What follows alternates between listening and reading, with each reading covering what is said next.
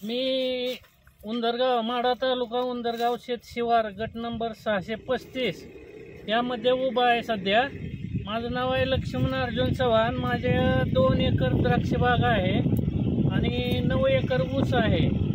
तरी ही सगळी द्राक्षाची बाग भुईसपाट झाली होती पाण्यात। नंतर आम्ही उभा केली। उभा करण्यास आमचे 1 लाख रुपये गेलेले आहेत आणि ऊस 9 एकर आहे।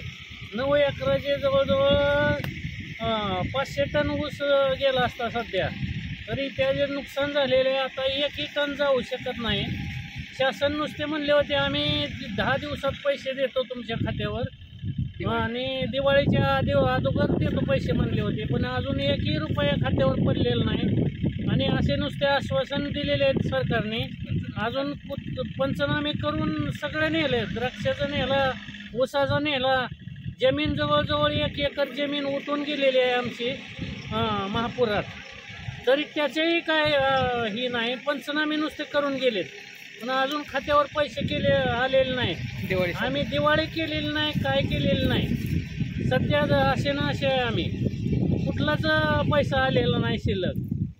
तरी शासनाने लवकर ताबडतोब पैशाचा निर्णय घेऊन आमच्या खात्यावर पैसे सोडावे ही नम्र विनंती।